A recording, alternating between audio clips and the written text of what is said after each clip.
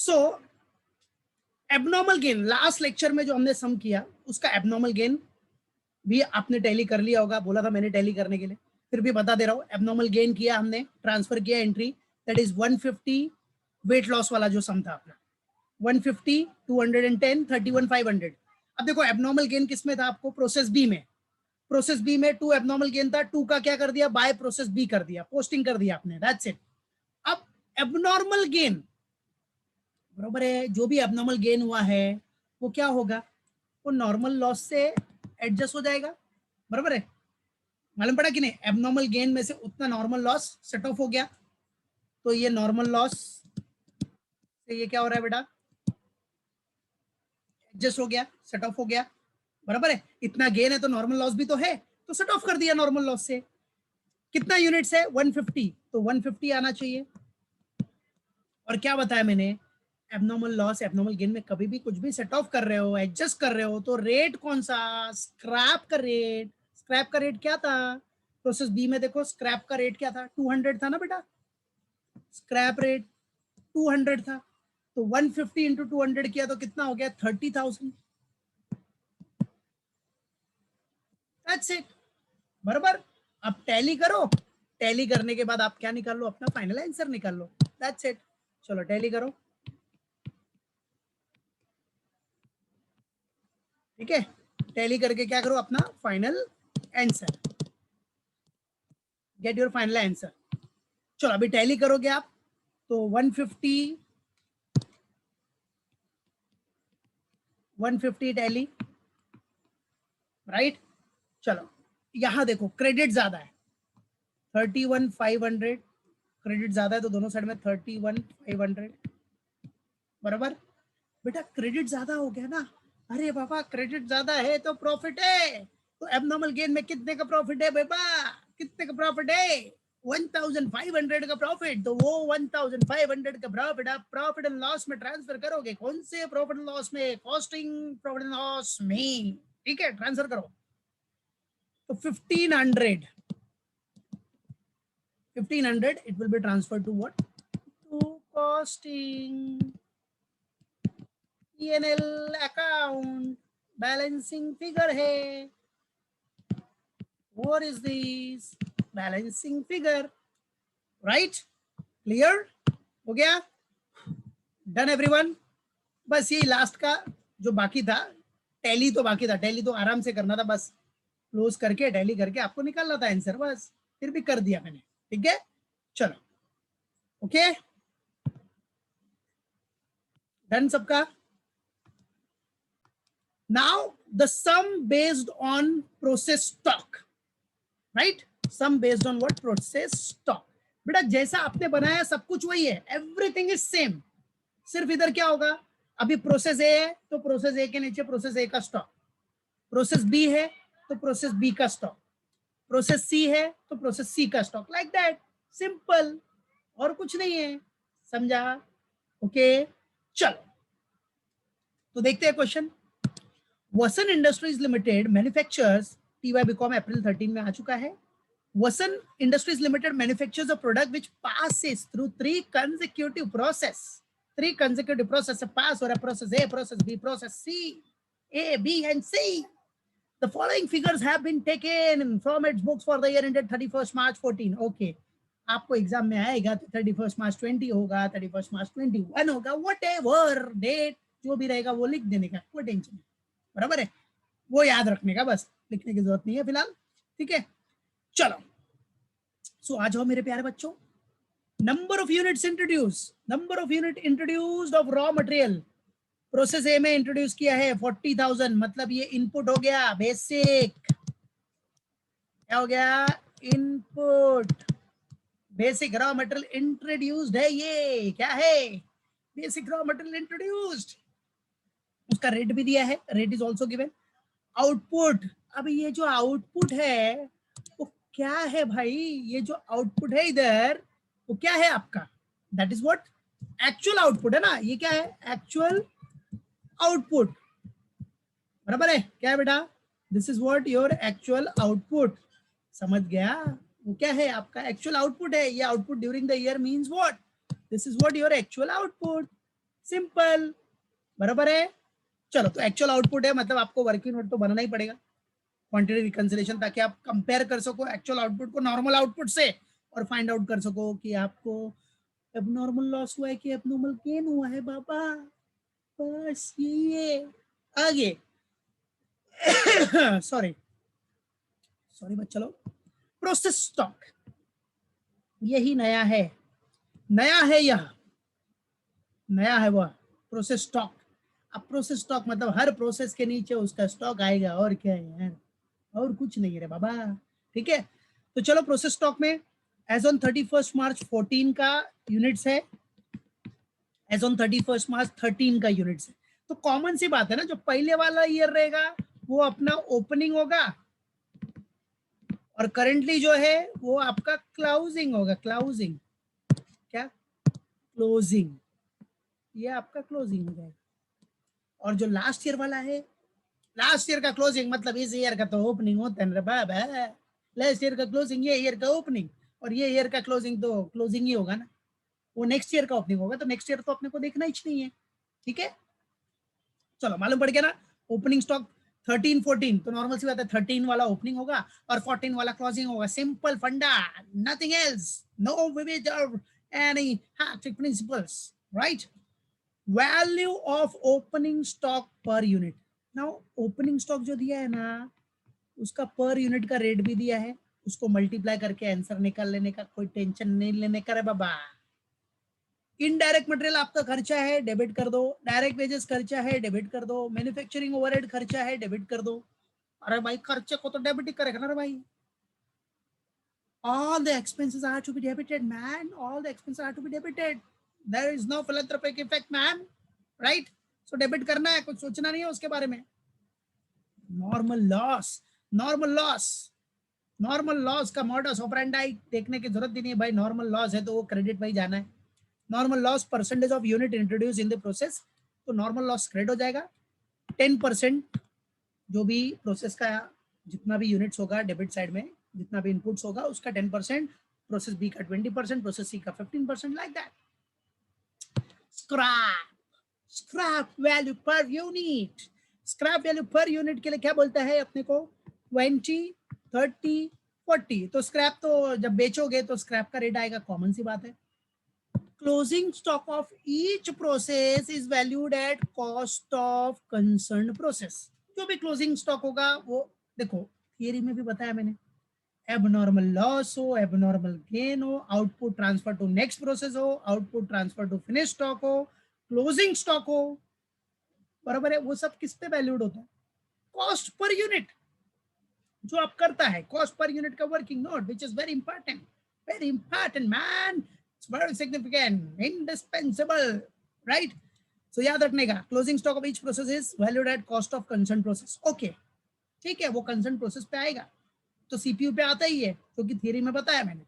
CPU का rate बहुत important है। बस आपको प्रिपेयर करना है, आपको प्रिपेयर करना है प्रोसेस अकाउंट और प्रोसेस स्टॉक अकाउंट प्रिपेयर करना है बेटा।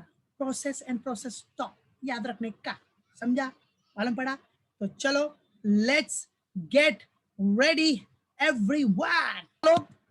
सो for solving this sum, right है, Vasan industries limited solution, company का नाम एट द टॉप आपने दिखा दिया, वसन इंडस्ट्री लिमिटेड। चलो अब क्या करना है, प्रोसेस ए, फिर उसके नीचे प्रोसेस ए का स्टॉक, बाकी ये वही चीज है, particular units, rate, rupees same है।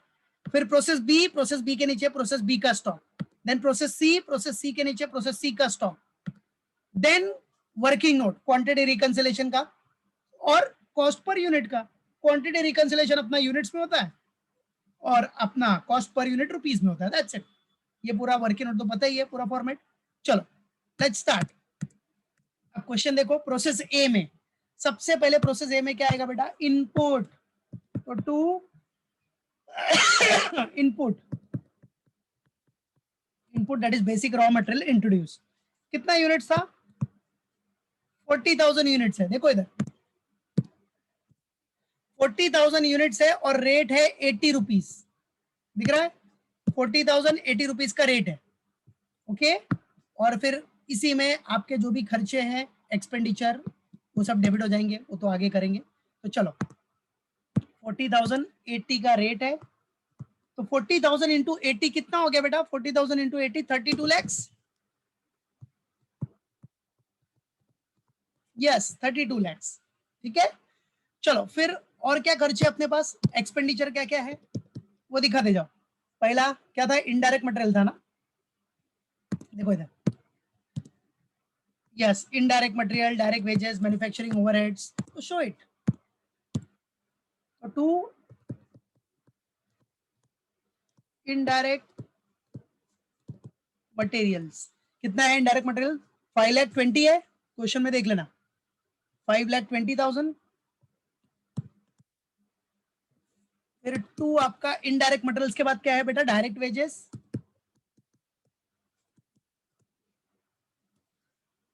How much direct wages? 3,80,000 direct wages है। फिर मैन्युफैक्चरिंग ओवरहेड्स है,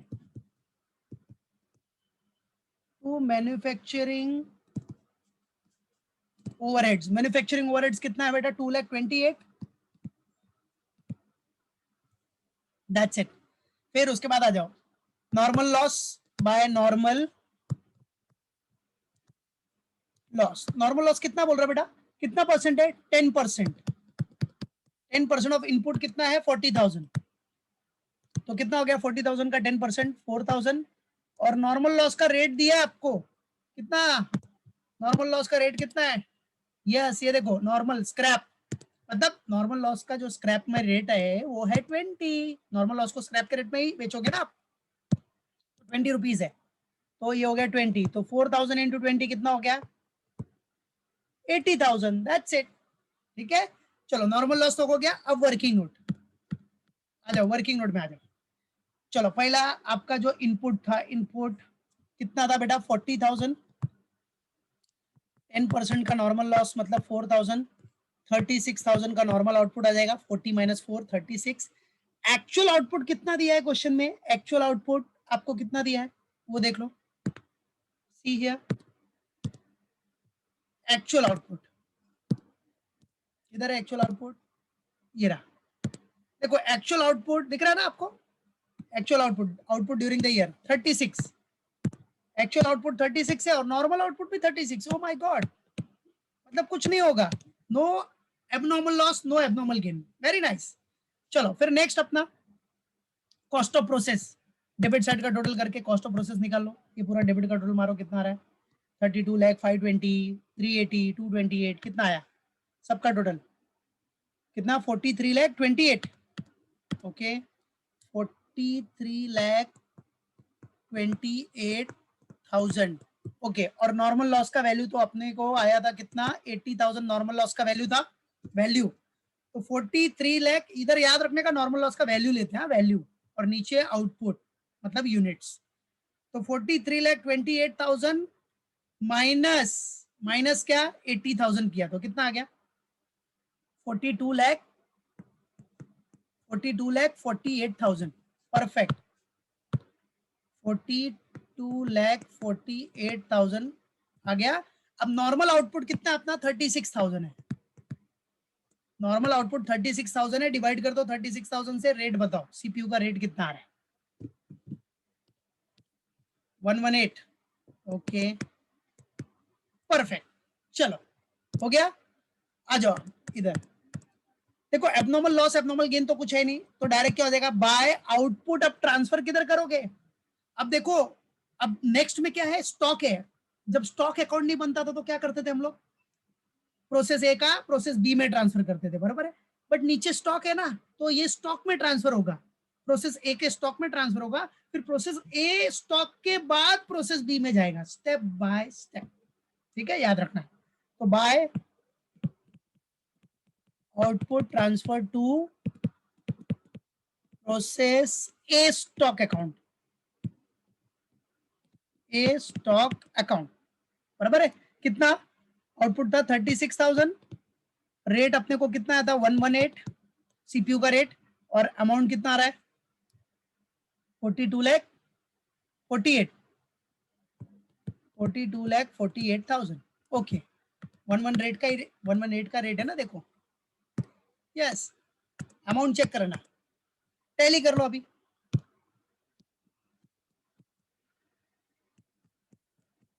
चलो 40,000 40,000 इधर टैली किया तो 43,28,000 ही है, बराबर है, वही है ना।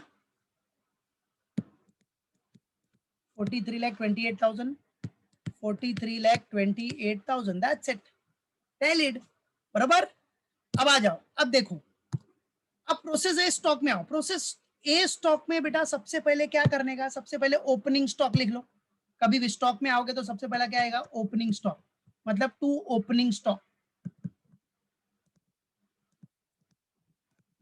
चलो, तो ओपनिंग स्टॉक कितना है प्रोसेस ए का, इधर देखो, प्रोसेस ए का opening stock you can see here बेटा, प्रोसेस ए का ओपनिंग स्टॉक दिख रहा है 31 मार्च 13 पे 7,000 है, 7,000 यूनिट्स है, रेट है 112। तो आ जाओ, 7,000 units at the rate of 112, तो 7,000 इंटू 112 कितना हो जाएगा answer, 784। Very good, well done बेटा, 784। अब ये ओपनिंग स्टॉक हो गया, तो क्लोजिंग स्टॉक अपोजिट में आ जाएगा, ये भी पता है आपको, बाय क्लोजिंग स्टॉक अपोजिट में नीचे, याद रखना। क्लोजिंग स्टॉक, क्लोजिंग स्टॉक कितना बोल रहा है बेटा अपना, ये देखो, how much is the closing stock, see where is it, ये रहा 3,000 यूनिट्स, 3,000, ठीक है। क्लोजिंग स्टॉक है आपके पास 3,000, तो 3,000 यूनिट्स है। अब इसके लिए रेट क्या आएगा, रेट सीपीयू का, सीपीयू का रेट 118, तो 3,000 इंटू 118 करो, कितना आ रहा है बोलो, 3,54,000। वेरी गुड, बराबर, एकदम सही, ऐसे ही करना है आपको, ठीक है। ये भी हो गया। अब सबसे पहला, ये तो ओपनिंग क्लोजिंग लिख दिया आपने, ये पहला काम कर दिया, प्रोसेस ए स्टॉक में ओपनिंग क्लोजिंग। अब आ जाओ, अब दिख रहा है आपको ये जो स्टॉक ट्रांसफर हुआ था आपका, आउटपुट ट्रांसफर हुआ है प्रोसेस ए स्टॉक में, इसको ले लो पहले इधर, to output transferred from what, process A account, to output transferred from process A account, कितना है, सेम उतार दो, 36,000, रेट 118 और 42,48,000, 42,48,000, दैट्स इट, बराबर है, ओके, हो गया। अब क्या करो, टैली करो इसको, क्या करो बेटा, इसको आप टैली कर लो, जो भी बैलेंस आएगा वो ट्रांसफर हो जाएगा नेक्स्ट प्रोसेस, नेक्स्ट प्रोसेस मतलब प्रोसेस बी में। चलो, so let's tally it.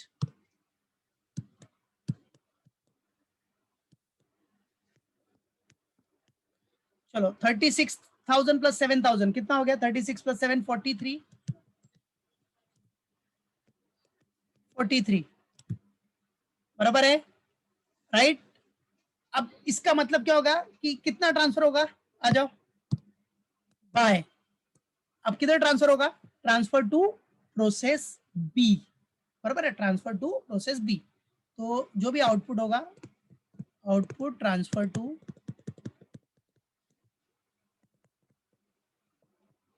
Process B account, output transfer to what बेटा, प्रोसेस बी अकाउंट। चलो कितना, 43 माइनस 3 कितना हो गया, 40, ठीक है। और अमाउंट जरा देखो, ये टोटल का अमाउंट कितना था, टोटल का अमाउंट 42,48 प्लस 7,84, यही ज्यादा है, कितना हो रहा है, 50,32, 50,32,000, ओके, 50,32,000। चलो बेटा 50,30, देखो 50,32,000 में से माइनस करो कितना, 3,54,000 माइनस करो, तो कितना आंसर आ रहा है, 46,78,000, ओके, दैट्स इट, बराबर है, मालूम पड़ा। हाँ, अब ये स्टॉक में आपको अगर रेट निकालना है तो निकाल सकते हो, नहीं निकालना है तो मत निकालो, कोई इशू नहीं, बराबर है, मालूम पड़ा। स्टॉक में जब आप ट्रांसफर करो नेक्स्ट प्रोसेस में, तो वो आपके ऊपर है, चॉइस है, निकालना है तो निकालो, अदरवाइज नो नीड, ठीक है, बराबर है। तो क्या करना है, निकालना है तो निकाल के रख दो, नहीं निकालना है तो मत निकालो, आपके ऊपर डिपेंड करना है, निकालना है क्या, आपके ऊपर डिपेंड है, ठीक है। चलो, निकालना है तो निकाल दो, कोई बात नहीं, निकालना है, ठीक है, तो निकाल लो, कितना आ रहा है बोलो, 46,78,000 डिवाइड बाय 40,000 क्या रेट आ रहा है पर यूनिट? कितना आ रहा है? कितना? 116.95। पक्का? ओके, वेरी गुड पायल। ठीक है, निकाल दिया इधर 116.95। बाकी जरूरत नहीं है, इधर इधर जरूरत नहीं पड़ती। ठीक है, ओके। तो बेटा ये हो गया अपना प्रोसेस ए डन, प्रोसेस ए और प्रोसेस ए स्टॉक डन। अब प्रोसेस ए स्टॉक से प्रोसेस बी में ट्रांसफर करेंगे, तो ये हम लोग नेक्स्ट लेक्चर में करेंगे। ओके, मालूम पड़ा?